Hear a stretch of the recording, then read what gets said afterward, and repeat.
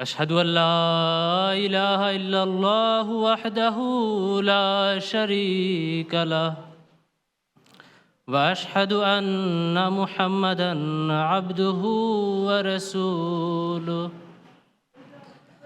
أما بعد فأعوذ بالله من الشيطان الرجيم بسم الله الرحمن الرحيم يا أيها الناس اتقوا ربكم الذي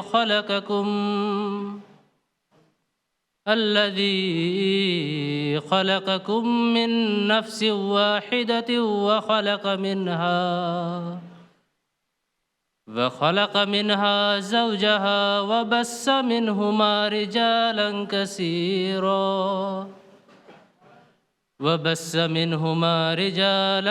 كثيرا ونساء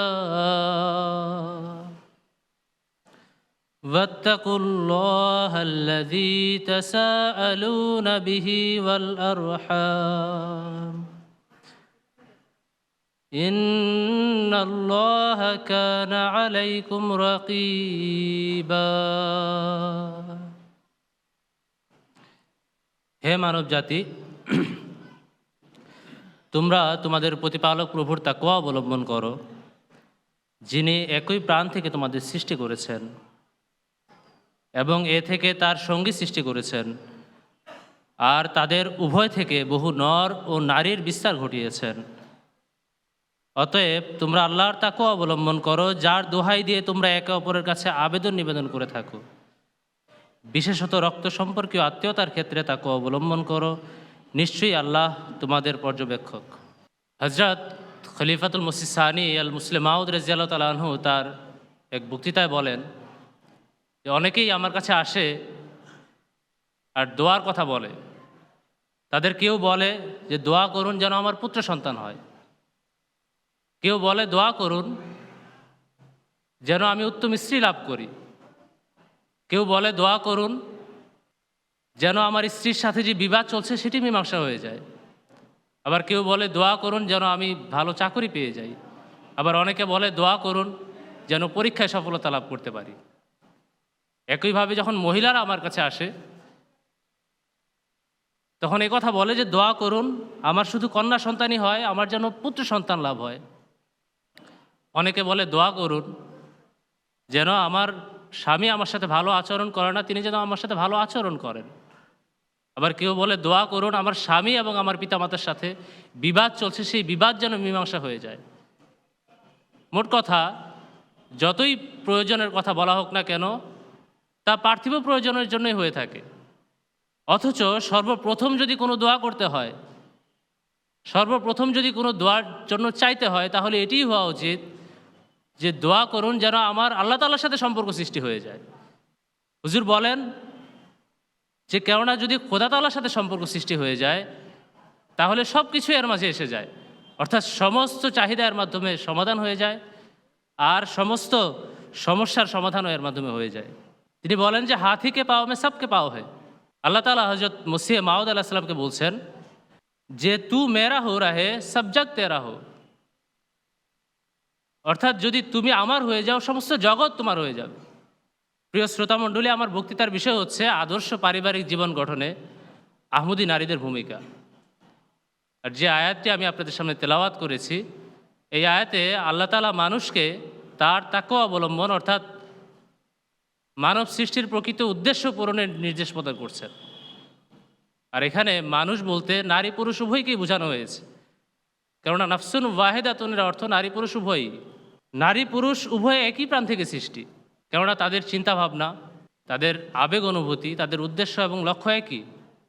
আর এ কারণে আল্লাহ তাআলার নির্দেশে সমাজ গঠনে উভয়েরই গুরুত্বপূর্ণ দায়িত্ব রয়েছে। এখানে প্রশ্ন উত্থাপিত হতে পারে যে তাহলে কি নারী পুরুষ উভয়ের কাজ বা দায়িত্ব একই? না, বরং নারী পুরুষ উভয়ের দায়িত্বের বা কাজের ক্ষেত্র ও ধরন ভিন্ন। ঠিক যেভাবে একই কলেজ থেকে উচ্চ মাধ্যমিকে একই ফলাফল অর্জন করে কেউ ডাক্তারি লাইনে যায় তাদের অভিরুচি এবং প্রকৃতি অনুযায়ী, কেউ ইঞ্জিনিয়ারিং লাইনে যায়, আবার কেউ প্রশাসনিক বিভাগে যায়। অনুরূপভাবে মানুষের দৈহিক এবং মনস্তাত্ত্বিক প্রবৃত্তির উপর ভিত্তি করে আল্লাহ তাআলা নারী এবং পুরুষকে ভিন্ন ভিন্ন দায়িত্ব প্রদান করেছেন। পুরুষের মূল কাজ যেমন পরিবারের ভরণ পোষণ এবং তাদের মৌলিক চাহিদা পূরণ, অনুরূপভাবে নারীদের মূল কাজ হলো সন্তানের প্রতিপালন এবং উত্তম তরবিয়ত করা আর ঘরের রক্ষণাবেক্ষণ করা। তবে এটি স্পষ্ট হওয়া প্রয়োজন যে ইসলাম কখনও নারীদেরকে গৃহবন্দী করে রাখার বিষয়ে বাধ্য করে না। যেসব ক্ষেত্রে নারীরা অধিক সুচারুরূপে পুরুষদের চেয়ে অধিক সুচারুরূপে কাজ করতে পারে, সেক্ষেত্রে অবশ্যই নারীরা কাজ করবে।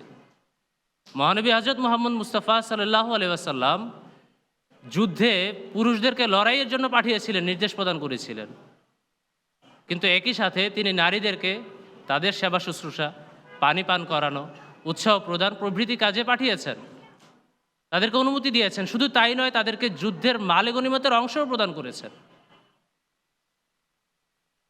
হযরত খলিফাতুল মসিহ আল খামেস সাইয়্যিদাহুল্লাহ তাআলা বিন নাসরি আজিজ এ বিষয়ে বলছেন, সমাজে নারীদের একটি গুরুত্বপূর্ণ ভূমিকা রয়েছে। একজন নারীর মৌলিক দায়িত্ব তার ঘর থেকে আরম্ভ হয়। সে একজন স্ত্রী এবং একজন মা হিসেবে, অথবা বিয়ে না হয়ে থাকলে ভবিষ্যৎ মা হিসেবে নিজ ভূমিকা পালন করে থাকে। একজন নারী নিজের স্বামীর ঘরের তত্ত্বাবধায়ক, আর স্বামীর অনুপস্থিতিতে ঘরের রক্ষণাবেক্ষণ এবং সন্তানদের যথার্থ প্রতিপালনের দায়িত্ব তার। অতএব আদর্শ পারিবারিক জীবন গঠনে নারীর ভূমিকা সর্বাগ্রে। যেভাবে বলা হয়, সংসার সুখের হয় রমণীর গুণে। প্রিয় ভ্রাতা ও ভগ্নীগণ, আদর্শ পরিবার গঠনের জন্য সবার আগে যা থাকা উচিত তা হচ্ছে স্বামী এবং স্ত্রীর মাঝে সুসম্পর্ক এবং পারস্পরিক বোঝাপড়া। হুজুর আইয়াদাহুল্লাহ তাআলা বিন নাসরি আজিজ আমাদেরকে বারবার এই কথা বলে আসছেন, বুঝিয়ে আসছেন। তার মধ্যে থেকে দুই একটা বিষয় আপনাদের সামনে উপস্থাপনের চেষ্টা করছি। ওয়া মা তৌফিক ইল্লা বিল্লাহ। বর্তমান সমাজে অধিকাংশ পরিবারে স্বামী এবং স্ত্রীর মাঝে বাকবিতণ্ডা দেখা যায়, এমনকি অনেক ক্ষেত্রে এটা বিবাহ বিচ্ছেদ পর্যন্ত করায়। আর এর অন্যতম একটি কারণ হলো যে একে অপরের দোষ ত্রুটি অন্বেষণ করে এবং এটি নিয়ে বাড়াবাড়ি করে। মহানবী হযরত মুহাম্মদ মুস্তাফা সাল্লাল্লাহু আলাইহি ওয়াসাল্লাম খুব সহজ একটি সমাধান দিয়েছেন।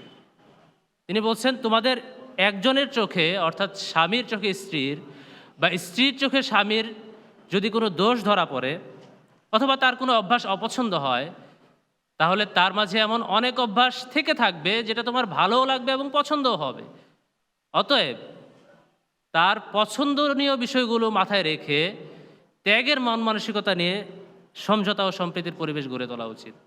দেখুন কত চমৎকারভাবে দুই বাক্যে রাসূলুল্লাহ সাল্লাল্লাহু আলাইহি ওয়াসাল্লাম একটি পরিবার কিভাবে সুন্দর এবং সুখকর হতে পারে তা বাতলে দিয়েছে। আর এটি যেভাবে অজ্ঞতার যুগে রাসূলুল্লাহ সাল্লাল্লাহু আলাইহি ওয়াসাল্লামের যুগে কার্যকর ছিল, আজকের এই আধুনিক যুগেও একইভাবে কার্যকর। পরিবারে শান্তি প্রতিষ্ঠার জন্য স্বামী স্ত্রীর নিজেদের মাঝে গোপনীয়তা রক্ষা এবং পরস্পরের অধিকার প্রদানও অত্যন্ত গুরুত্বপূর্ণ। আল্লাহ তাআলা বলছেন, হুন্না লিবাসুল লাকুম ওয়া আনতুম লিবাসুল লাহুন্না, অর্থাৎ তারা, স্ত্রীরা হলো তোমাদের পোশাক এবং তোমরা অর্থাৎ স্বামীরা হলে তাদের পোশাক। পোশাক যেভাবে নগ্নতাকে ঢেকে রাখে, অনুরূপভাবে একে অপরের দোষ ত্রুটি ঢেকে রাখা উচিত, গোপনীয়তা রক্ষা করা উচিত। হুজুর আইয়াদাহুল্লাহ তাআলা বিন নাসরি আজিজ বলেন, একজন পুরুষ ও একজন নারী একবার যখন একটি চুক্তির ভিত্তিতে এক হয়ে যাওয়ার সিদ্ধান্ত নিয়ে ফেলে, তখন একে অপরকে সহ্য করার ও পরস্পরের দোষ ত্রুটি গোপন রাখার যথাসাধ্য চেষ্টা করা উচিত। তিনি আরও বলেন, এই চুক্তির আলোকে স্বামী স্ত্রী পরস্পর মিলেমিশে যত বেশি একে অন্যের অধিকার প্রদান করবে, ততই সুন্দর ও আকর্ষণীয় একটি সমাজ গড়ে উঠবে। হযরত আম্মা জানের এই বিষয়ে খুব সুন্দর একটি দৃষ্টান্ত পাওয়া যায়। তিনি যখন তার মেয়েকে বিয়ে দিচ্ছিলেন, তখন একটি চমৎকার উপদেশ প্রদান করেন। তিনি বলেন যে নিজের স্বামীর অগোচরে এমন কাজ যা স্বামী থেকে লুকানোর প্রয়োজন মনে করো, তা কখনো করবে না। স্বামী না দেখুক, কিন্তু খোদা তো দেখছেন। আর শেষ পর্যন্ত এমন বিষয় প্রকাশ পেয়ে মহিলাদের মান সম্মান ধূলিসাৎ হয়ে যায়। তিনি বলেন, স্বামীর ইচ্ছার বিরুদ্ধে যদি কোনো কাজ সংঘটিত হয়েও যায়, তাহলে তা স্পষ্টভাবে তাকে বলে দিবে এবং গোপন করবে না। সুতরাং স্বামী স্ত্রীর মাঝে যদি এরূপ সম্পর্ক থাকে, তাহলে একটি পরিবার নিশ্চিতভাবে আদর্শ পরিবারে রূপান্তরিত হতে পারে। পারস্পরিক সম্প্রীতিপূর্ণ পরিবার গঠনের জন্য আরেকটি গুরুত্বপূর্ণ বিষয় হলো যে আল্লাহ তাআলা আমাদেরকে শিখাচ্ছেন ওয়াত্তাকুল্লাহ আল্লাযী তাসাআলুনা বিহি ওয়াল আরহাম, অর্থাৎ তোমরা রক্ত সম্পর্কীয় আত্মীয় স্বজনকে সম্মান করো এবং তাদের প্রাপ্য অধিকার প্রদান করো। হযরত মসিহ মাউদ আলাইহিস সালাম বলছেন রক্ত সম্পর্কীয় আত্মীয় বলতে শুধুমাত্র নিজের আত্মীয় স্বজনই নয়, বরং স্বামী এবং স্ত্রীর রক্ত সম্পর্কের আত্মীয়গণ উভয়েরই রক্ত সম্পর্কের আত্মীয়। অতএব উভয় পক্ষ থেকে যদি আত্মীয়তার সম্পর্ক রক্ষা করা হয়, তাদেরকে সম্মান করা হয়, তাদের প্রাপ্য অধিকার প্রদান করা হয়, তাহলে কোনো সমস্যাই হবে না। আর যদি এমনটি না হয় তাহলে পরস্পরের মাঝে মনোমালিন্য সৃষ্টি হয়, আর এটা আল্লাহ তাআলার কাছে অত্যন্ত অপছন্দনীয়। হযরত আকদাস মসিহ মাউদ আলাইহিস সালামের কাছে একবার এক লোক আসে, আর সে বলে যে আমার স্ত্রীকে তার পিতামাতা অনেক পীড়াপিড়ি করে দেরি করে পাঠিয়েছে। এখন আমি সিদ্ধান্ত নিয়েছি, এখন সহসাই আমি আমার স্ত্রীকে তার পিতামাতার বাড়িতে যেতে দিব না। হযরত মসিহ মাউদ আলাইহিস সালাম এটি শুনে এতটা রাগান্বিত হন যে তার চেহারা রক্তিম হয়ে যায়, আর তিনি বলেন যে এক্ষুনি আমার বাড়ি থেকে বের হও বা ঘর থেকে বের হও, কেননা এমন যেন না হয় যে তোমার কথার কারণে আল্লাহর আযাব আমাদের উপর আপতিত হয়। আল্লাহ তাআলা এবং হযরত মুহাম্মদ মুস্তাফা সাল্লাল্লাহু আলাইহি ওয়াসাল্লাম প্রতিটি স্থানে, প্রতিটি ক্ষেত্রে বিয়ের সংকল্প করার সময়, বিয়ের এলানের সময়, কন্যা বিদায়ের সময়, এমনকি স্বামী স্ত্রীর একান্তে সাক্ষাতের সময় দোয়া করতে বলেছেন। আল্লাহ তাআলা আমাদেরকে পবিত্র কোরআনে দোয়া শিখাচ্ছেন, রব্বানা হাবলানা মিন আজওয়াজিনা ওয়া যুররিয়াতিনা কুররাতা আয়ুনিন ওয়াজআলনা লিল মুত্তাকিনা ইমামা। হে আমাদের প্রভু, তুমি আমাদের স্ত্রী ও সন্তান সন্ততির মাধ্যমে আমাদের চোখের স্নিগ্ধতা দান করো, আমাদের হৃদয়ের প্রশান্তি দান করো এবং আমাদেরকে মুত্তাকিদের ইমাম বানাও। মহানবী হযরত মুহাম্মদ সাল্লাল্লাহু আলাইহি ওয়াসাল্লামও দেখেন স্বামী স্ত্রীর সম্পর্ককে মধুর করার মাধ্যমে আধ্যাত্মিকতা শিখাচ্ছেন, দোয়া করার অভ্যাস শিখাচ্ছেন। তিনি বলছেন যে আল্লাহ সেই স্বামীর প্রতি দয়া বর্ষণ করুন যে রাতে উঠে ইবাদত করে এবং তার স্ত্রীকে জাগায় আর সেও ইবাদত করে, কিন্তু যদি স্ত্রী না ওঠে তাহলে তার চোখে পানি ছিটা দেয়। আবার আল্লাহ রসুল বলছেন আল্লাহ সেই স্ত্রীর প্রতি দয়া বর্ষণ করুন যে নিজে রাতে উঠে ইবাদত করে এবং তার স্বামীকে জাগায় আর স্বামীও ইবাদত করে, কিন্তু যদি স্বামী না ওঠে তাহলে তার মুখে পানির ছিটা দেয়। অতএব কোনো পরিবারে যদি স্বামী স্ত্রীর এরকম সম্পর্ক থাকে তাহলে সে পরিবার নিশ্চিতভাবে জান্নাতি হবে। আদর্শ পারিবারিক জীবন গঠনের আরেকটি গুরুত্বপূর্ণ অধ্যায় হলো সন্তানের উত্তম তরবিয়ত এবং লালন পালন, কেননা সন্তান বিফলে গেলে পারিবারিক জীবন নিষ্ফল। হযরত খলিফাতুল মসিহ সানি রাদিয়াল্লাহু তাআলা আনহু এই সম্পর্কে খুব জোরালোভাবে বলছেন, একজন নারীর সবচেয়ে বড় দায়িত্ব হলো সন্তানের তরবিয়ত। অনেক নারীরা মনে করে এটি কোনো কাজ নয়, অথচ আমরা যদি গভীরভাবে চিন্তা করি তাহলে পৃথিবীতে যত ধ্বংসযজ্ঞ হয়েছে ভবিষ্যৎ প্রজন্মের তরবিয়ত না করার কারণে হয়েছে। আর যখনই কোনো জাতি উন্নতি করেছে ভবিষ্যৎ প্রজন্মের তরবিয়ত, ভালো তরবিয়তের কারণে হয়েছে। সুতরাং নারীরা যদি নিজেদের দায়িত্ব অনুধাবন না করে তাহলে ভবিষ্যৎ প্রজন্মের সঠিক তরবিয়ত হবে না। রাসূল করিম সাল্লাল্লাহু আলাইহি ওয়াসাল্লামের সংস্পর্শে আবু বকর, উমর, উসমান, আলী, তালহার ন্যায় হাজার হাজার পুণ্যাত্মা সৃষ্টি হয়েছে, কিন্তু পরবর্তী প্রজন্মের আবু বকর, উমর, উসমান, আলী, তালহা সৃষ্টি করা নারীদের কাজ। এ থেকে অনুধাবন করা যায় নারীদের জাতি গঠনে কত বড় দায়িত্ব।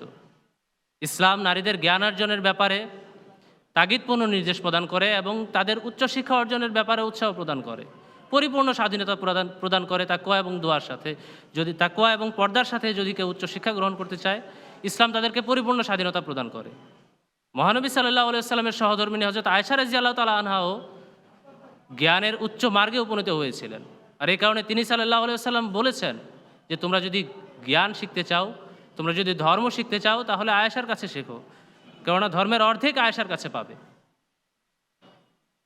কিন্তু বর্তমান যুগে কোনো নারী এই শিক্ষার্জনকে নিজেদের আত্মনির্ভরশীলতার মাধ্যম মনে করে উপার্জনের পথে ব্যস্ত হয়ে যায় এবং সংসার ও সন্তানের প্রতিপালনকে ভুলে যায় বা সেদিকে মনোযোগ দিতে চায় না,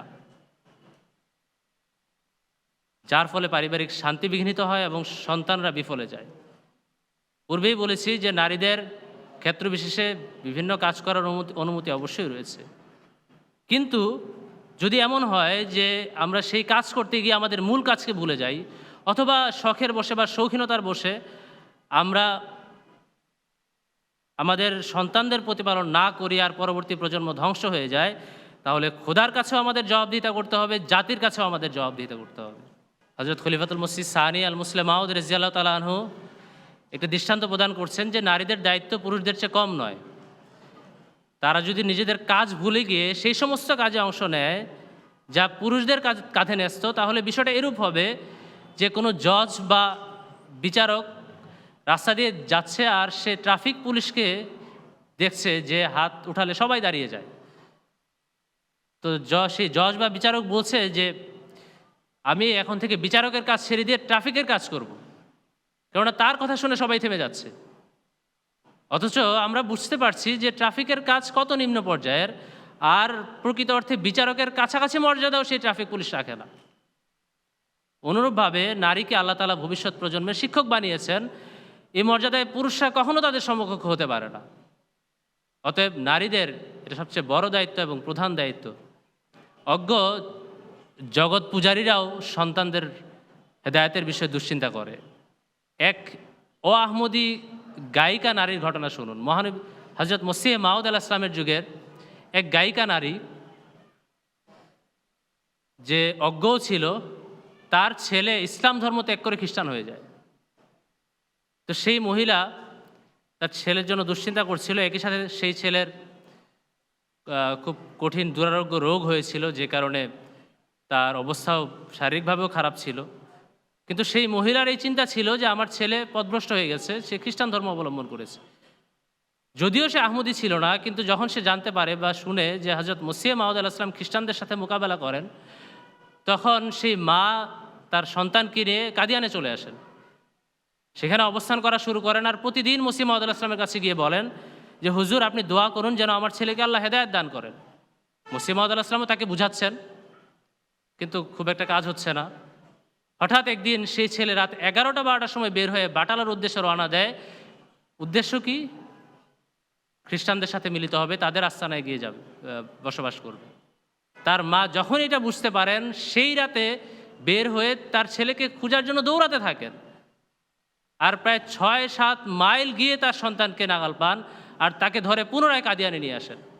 আর পরদিন হযরত মসিহ মাউদ আলাইহিস সালামের কাছে উপস্থিত হয়ে তিনি বলেন যে হুজুর, তার বাবা মারা গেছে, আপনি কোনোভাবে চেষ্টা করুন সে যেন কলেমা পাঠ করে শেষ নিঃশ্বাস ত্যাগ করেন। দেখুন, এই মহিলা সন্তানের, তার সন্তান অসুস্থ, কতদিন বাঁচবে তার ঠিক নাই, কিন্তু তার সন্তানের বেঁচে যাওয়ার বিষয়ে চিন্তা নাই, এই চিন্তা রয়েছে যে কীভাবে সে হেদায়েত পেয়ে মারা যাবে। তো খোদা তাআলা তার নিয়ত কবুল করেন, মসিহ মাউদ ইসলামের দোয়া কবুল করেন, আল্লাহ তাআলা ফজলে সে মুসলমান হয়ে যায়, কিন্তু এর কিছুদিন পরেই সে মারা যায়। তো এই হলো এক অজ্ঞ এবং জগৎ পূজারী এক মহিলার ঘটনা, মায়ের ঘটনা এবং তার দুশ্চিন্তা। অতএব আমাদের চিন্তা করা উচিত, আমাদের নারীদের চিন্তা করা উচিত যে আমরা আমাদের সন্তানদের তরবিয়তের ব্যাপারে কতটুকু সচেতন। হযরত খলিফাতুল মসিহ আল খামেস সাইয়্যিদাহুল্লাহ তাআলা বিনাসরে আজিজ এই প্রেক্ষাপটে বলছেন, সন্তানের তরবিয়ত সর্বদা যত্ন সহকারে করা উচিত এবং তাদেরকে সঠিক পথে পরিচালিত করা উচিত। মহিলাদের উচিত নিজেদের ঘরে সময় অতিবাহিত করা। একান্ত বাধ্য না হলে যতদিন সন্তানদের তরবিয়ত করার প্রয়োজন পড়ে ততদিন চাকরি করার কোনো প্রয়োজন নাই। যদি করতেই হয় তাহলে পরবর্তীতে করুন।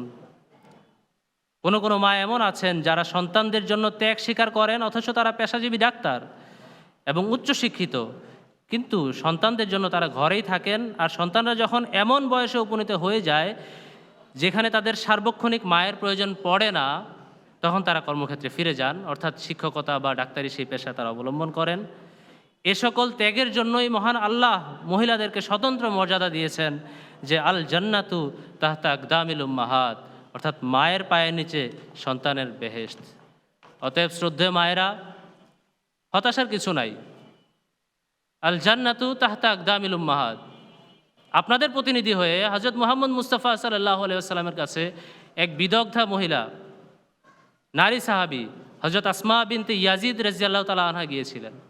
তিনি গিয়ে বলেন যে, হে আল্লাহর রাসূল, আমার পিতামাতা আপনার জন্য নিবেদিত, আমি মহিলাদের প্রতিনিধি হয়ে আপনার কাছে এসেছি, আর আল্লাহ তাআলা আপনাকে পুরুষ এবং মহিলা উভয়ের জন্যই প্রেরণ করেছেন। অথচ আপনারা পুরুষরা বাজামাত নামাজ পড়েন, জুমুয়ার নামাজ পড়েন, জানাজার নামাজ পড়েন, হজ করেন, রোগী দেখতে যান, এমনকি জিহাদেও যান আর বড় বড় সওয়াব লাভ করেন। অথচ তখন আমরা নারীরা আপনাদের ঘর সংসার সামলাতে ব্যস্ত, আপনাদের সন্তানদের রক্ষণাবেক্ষণ এবং লালন পালন করে থাকি। ফামান উশারিকুম ফিল আজরি ইয়া রাসূলুল্লাহ, আমরা কি তাহলে এই সওয়াব লাভের ক্ষেত্রে আপনাদের সমান অংশীদার হতে পারবো না? রাসূলুল্লাহ সাল্লাল্লাহু আলাইহি সাল্লাম বলেন, হে মহিলা, যাও আর অন্য সব মহিলাদেরকে জানিয়ে দাও, কোনো মহিলার জন্য ভালো স্ত্রী হওয়া, স্বামীর সন্তুষ্টির চেষ্টা করা এবং সে অনুসারে জীবন কাটানো পুরুষদের ওই সমস্ত পুণ্যের বরাবর হবে। আলহামদুলিল্লাহ। অর্থাৎ পুরুষরা বাইরে গিয়ে যে কাজ করে পুণ্যার্জন করে, নারীরা ঘরে বসে তাদের অর্পিত দায়িত্ব পালন করে সেই পুণ্য লাভ করতে পারবে। প্রিয় দর্শক মণ্ডলী, আমি আমার বক্তব্যের শেষ অংশে সন্তানের উত্তম তরবিয়তে একজন মায়ের ভূমিকা কী হওয়া উচিত সে বিষয়ে আলোচনা করার চেষ্টা করছি। শুধুমাত্র আদেশ নিষেধের মাধ্যমে তরবিয়ত হয় না। এই কারণে হযরত খলিফাতুল মসিহ রাবে রাহিমাহুল্লাহ তাআলা বলছেন, মায়েদের সংশোধন ব্যতি রেখে সন্তানদের সংশোধন হতে পারে না। প্রত্যেক আহমদী মাকে নিজেদের আমলের মাধ্যমে এটি প্রমাণ করতে হবে যে প্রকৃত অর্থে মায়ের পায়ের নিচে জান্নাত, তখনই সন্তানদের সংশোধন সম্ভব। আর এই বিষয়ে বর্ণনার ক্ষেত্রে আমি একেবারে আমার বক্তৃতার শুরুতে চলে আসছি, অর্থাৎ আল্লাহ তাআলার সাথে সম্পর্ক, তার প্রতি ভালোবাসা যখন একজন নারীর প্রধান উদ্দেশ্য হয়, তখন তার সন্তানও পুণ্যবান, তাকওয়াশীল এবং খোদাভীরু হবে। হযরত স্যার জাফরুল্লাহ খান সাহেবের নাম আমরা সবাই শুনেছি। তার মায়ের নাম ছিল হুসাইন বিবি সাহেবা। তার প্রথম সন্তান যখন জন্ম নেয় আর তিনি তার সন্তানকে নিয়ে বাবার বাড়িতে যান, সেখানে এক হিন্দু বিধবা মহিলা ছিল যাকে লোকেরা ডাইনি বলতো। কেন? কেননা সে কুসংস্কারের ভয় দেখিয়ে, বিভিন্ন কথা বলে, মানুষের উপর প্রভাব খাটিয়ে বিভিন্ন জিনিসপত্র হাতিয়ে নিত। তো হুসাইন বিবি সাহেবা তিনি যখন যান, তখন সেই মহিলা তার কাছেও যায় এবং কর্তৃত্বের সুরে বলে যে তুমি আমাকে এই জিনিসপত্র দাও, যদি না দাও তাহলে তোমার সন্তান বাঁচবে না। সেই মা বলেন যে তুমি একজন দরিদ্র বিধবা মহিলা, আমি তোমাকে সাহায্য করতে প্রস্তুত, কিন্তু তোমার ডাইনিত্বে বা তোমার কোনো কিছু করার ক্ষমতা রয়েছে এতে আমি বিশ্বাস করি না, বরং আমি জীবন মৃত্যুর মালিক একমাত্র আল্লাহ তাআলাকেই মনে করি। কিন্তু দেখা গেছে যে স্যার জাফরুল্লাহ খান সাহেবের মায়ের হয়তো এমন কোনো রোগ ছিল যার কারণে সন্তানরা ছোট বয়সে মারা যেত। কয়েকদিন পরেই সেই সন্তানের রক্ত বমি শুরু হয় এবং কয়েক ঘন্টার মধ্যেই মারা যায়। আমরা হলে কি ভাবতাম? নিশ্চিতভাবেই মনে করতাম যে এই মহিলার কুপ্রভাব তার উপরে পড়েছে। কিন্তু এই মা সাথে সাথে সেজদায় পড়ে যান আর আল্লাহ তাআলার কাছে বলেন যে হে আল্লাহ, হয়তো তোমার নিয়তি এটা ছিল, তুমি আমার ধন নিয়ে গেলে আর এতেই হয়তো তোমার সন্তুষ্টি, তাই তুমি আমাকে ধৈর্য ধারণের তৌফিক দাও। এর 2 বছরের মাথায় আরেক সন্তান জন্ম নেয়। একইভাবে তিনি বাবার বাড়িতে এই সন্তানকে নিয়ে যান আর সেই ডাইনি মহিলা সে এসে একই আবদার করে আর বলে যে তুমি আমাকে এই জিনিস দাও, না হলে তার ক্ষতি হয়ে যাবে, সে বাঁচবে না। আর এই হুসাইন বিবি সাহেবা মা একই উত্তর দিচ্ছেন যে আমি জীবন মৃত্যুর মালিক একমাত্র আল্লাহকেই মনে করি। তার বাবা বলছেন, অর্থাৎ এই সন্তানের নানা, মায়ের বাবা, তিনি বলছেন যে সে যা চায় তা দিয়ে দাও, কয় টাকারই বা জিনিস, এটা হয়তো আমাদের মাথায় আসতো। কিন্তু সেই মা বললেন, বাবা এটা টাকার প্রশ্ন না, এটা খোদা তাআলা এবং তার ক্ষমতার প্রতি বিশ্বাসের প্রশ্ন। আমি আল্লাহর উপর ভরসা করব, তাতে আমার বাচ্চা বাঁচে বা মরে তাতে কিছু আসে যায় না। আর এর কয়েকদিন পর সেই সন্তান অসুস্থ হয়ে যায় এবং কিছু সময় পর মারাও যায়।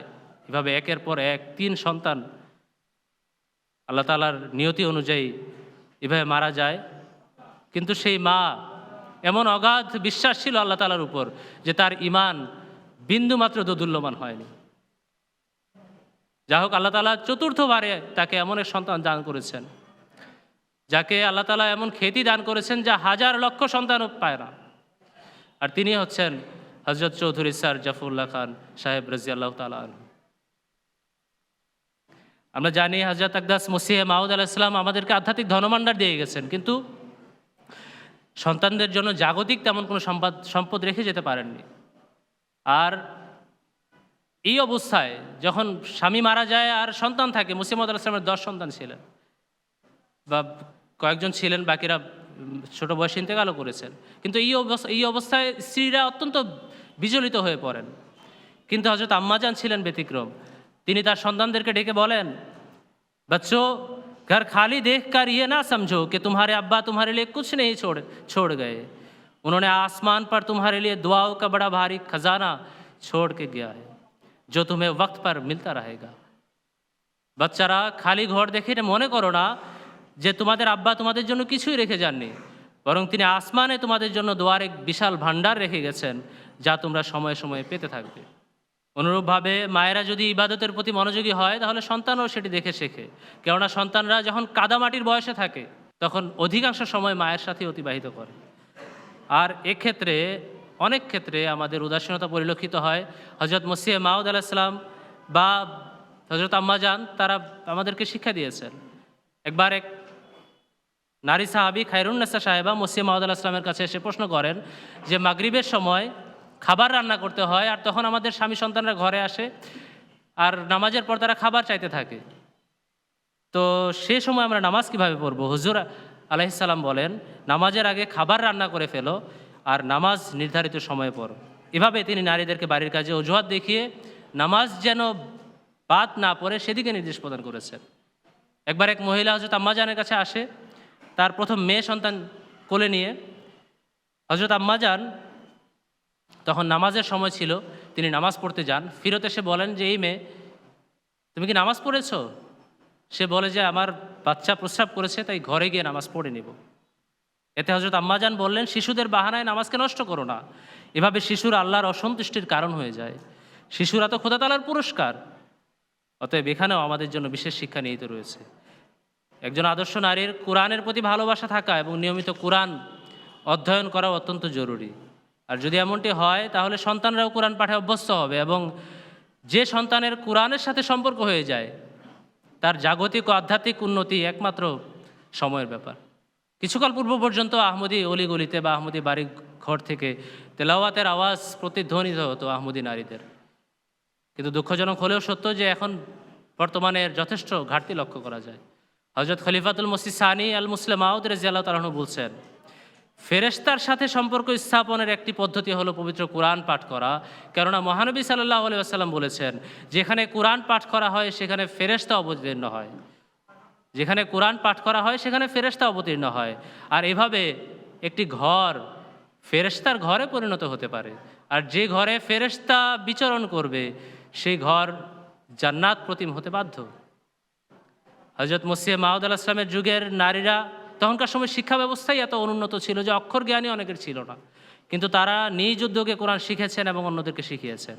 হযরত খলিফাতুল মসিহ রাবে রাহিমাহুল্লাহ তাআলা এর নানি যান, তার কোরআনের প্রতি এত ভালোবাসা ছিল যে প্রথম যুগে দরসের মধ্যে শুধু পুরুষদেরকে বসানো হতো। তিনি এসে মসিহ মাউদ আলাইহিস সালামকে বলেন যে আমাদেরকে যদি একটু ব্যবস্থা করে দেওয়া হয় যে নারীরাও কোরআনের দরস শুনবে। এরপর থেকেই কোরআনের দরসে নারীদেরকে অংশের ব্যবস্থা করা হয়। হযরত খলিফাতুল মসিহ সানি রাদিয়াল্লাহু তাআলা আনহু এর সহধর্মিণী হযরত উম্মে নাসির সাইয়্যেদা সাহেবার ঘর কোরআনের দরসগাহ ছিল। তিনি নিজে কোরআন মজিদ এবং মসিহ মাউদ আলাইহিস সালামের পুস্তকের দরস দিতেন, তার ঘরকে দরসগাহ বানিয়ে ফেলেছিলেন এবং লাজনাদেরকে তরবিয়ত করতেন। হুজুর আইয়াদাহুল্লাহ তাআলা বিনাসরে আজিজও গত 2-3 শুক্রবার পূর্বে লাইবেরিয়ার লাজনা ইমাইল্লার ন্যাশনাল সদর মুকাররমা মরহুমা ইফাত হালিম সাহেবার স্মৃতিচারণ করেন, যার ব্যাপারে সেখানকার মুবাল্লেগ সাহেব বলেন যে তিনি আহমদিয়াতের প্রকৃত প্রতিচ্ছবি ছিলেন। তার স্মৃতিচারণে হুজুর বলেন যে তিনি অত্যন্ত পুণ্যবতী একজন নারী ছিলেন। তিনি কেবল নিজেই সাগ্রহে কোরআন তেলাওয়াত করতেন না, বরং লাজনা সদস্যদের জন্য বিশেষ কোরআন ক্লাসের আয়োজন করতেন, ছোটদেরকে কোরআন পড়াতেন, এরপর তাদের আমিন অনুষ্ঠানও করতেন। ধর্মের সেবার প্রতি আগ্রহ সৃষ্টি করার বিষয়ে আমাদের কি ভূমিকা রয়েছে, আমাদের মায়েদের কি ভূমিকা রয়েছে, এই বিষয়ে 2-1টি ঘটনা বলে আমি শেষ করছি। ধর্মের প্রতি আগ্রহ সন্তানের সৃষ্টি করতে হলে নিজেদেরও আগ্রহ থাকতে হবে এবং কুরবানি করার স্পৃহা থাকা জরুরি। একবার জলসায় পাকিস্তান সেনাবাহিনীতে যোগ দেওয়ার জন্য খলিফার পক্ষ থেকে আহ্বান করা হয়। সবাই ইতস্তত বোধ করছিল, কেননা তখন যুদ্ধে যাওয়ার বা এখনও যুদ্ধে যাওয়ার এত রীতির আওয়াজ নাই, কেউ হাত তুলছিল না। পিছন থেকে এক বিধবা মহিলা, যিনি অশিক্ষিতও ছিলেন দরিদ্রও ছিলেন, তিনি তার সন্তানকে ডেকে বলেন যে, হে অমুক, তুমি কেন দাঁড়াচ্ছ না, কেন খলিফার ডাকে লাব্বাইক বলছো না? যুগের খলিফা সেনাবাহিনীতে যোগ দেওয়ার আহ্বান করছেন আর তুমি হাত তুলছো না। অথচ তার আর কোনো সন্তান ছিল না, একমাত্র সন্তান, এবং তিনি বিধবা ছিলেন, যার কারণে তার আর কোনো সন্তান লাভের সুযোগও ছিল না। যা হোক, এ কথা শুনে সেই যুবক নাম লেখায়, তাকে দেখে অন্যরাও নাম লেখায়। হযরত খলিফাতুল মসিহ সানি আল মুসলিম মাউদ রাদিয়াল্লাহু তাআলা আনহু তিনি যখন এই ঘটনা শুনেন, তিনি নিজেই আবেগ আপ্লুত হয়ে যান আর বলেন যে, হে আল্লাহ, এই মহিলা তার পুত্রকে খলিফার ডাকে ইসলামের জন্য, মুসলমানদের সুরক্ষায় উৎসর্গ করেছে। আমরা তার চাইতেও হুজুর বলছেন যে আমার তার চাইতে অধিক কুরবানি করা প্রয়োজন। অতএব এই যুদ্ধে মুসলমানদের পক্ষে যদি কারো শহীদ হতে হয়, তাহলে সবার আগে যেন আমার সন্তান শহীদ হয়। হুজুর বলছেন 2010 সালের লাহোরের দুটি মসজিদে একসাথে অতর্কিত আক্রমণ হয়। বিরোধীরা ফায়ারিং করতে করতে মসজিদে প্রবেশ করে এবং 86 জন আহমদি সদস্য সেখানে শহীদ হন। শহীদদের মাঝে তারা কারো বাবা ছিলেন, কারো স্বামী ছিলেন, কারো ভাই ছিলেন, কারো পুত্র ছিলেন। এক শহীদের স্ত্রী, সেদিন জুমার দিন ছিল, পরবর্তী জুমার দিন এক শহীদের স্ত্রী দাফন কাফন করে এসছেন, বেশি সময় হয় নাই, 2-3 দিন 4 দিন 5 দিন আগের কথা। তিনি তার সন্তানকে জুমার নামাজের জন্য প্রস্তুত করে দিচ্ছেন আর বলছেন যে তুমি আজকে গিয়ে মসজিদের ঠিক সেই জায়গাতেই বসবে যেখানে বসে তোমার বাবা শাহাদত বরণ করেছিলেন। অতএব এসব হলো আহমদী নারীদের আদর্শ। যতদিন পর্যন্ত আমাদের মাঝে এরূপ মা সৃষ্টি হতে থাকবে, ততদিন পর্যন্ত আহমদিয়াতের বুকে স্যার জাফরুল্লাহ খান, ডক্টর আব্দুল সালামের ন্যায় সন্তান জন্ম নিতে থাকবে। যতদিন পর্যন্ত আমাদের মাঝে এরূপ মা সৃষ্টি হতে থাকবে, ততদিন পর্যন্ত বর্তমান সময়ের সৈয়দ তালে আহমদ, শহীদ জাহিদ হাসান এবং শাহরিয়ার রাকিনের ন্যায় খাদেম সৃষ্টি হতে থাকবে ইনশাআল্লাহ। আর আমাদের পরিবারগুলো আদর্শ পরিবারে রূপান্তরিত হবে ইনশাআল্লাহ। হযরত মসিহ মাউদ আলাইহিস সালাম বলেন, এক আহমদী নারীর পার্থিবতার প্রতি প্রাধান্য দেওয়ার পরিবর্তে নিজেকে আল্লাহ তাআলার নির্দেশাবলীর অধীন করা উচিত। নিজেদের ঘরগুলোকে ইবাদতের মাধ্যমে সুসজ্জিত করুন এবং জিকির এলাহি দ্বারা পরিপূর্ণ করুন, যেন আপনাদের ঘরে প্রাণের স্পন্দন পরিলক্ষিত হতে থাকে। আল্লাহ তাআলা প্রত্যেক আহমদী পরিবারকে খোদার সন্তুষ্ট ভাজন পরিবারে রূপান্তরিত করুন এবং আমাদের সবাইকে তার পথে গৃহীত করুন। আমিন। ওয়া আখিরু দাওয়ানা আলহামদুলিল্লাহি রাব্বিল আলামিন।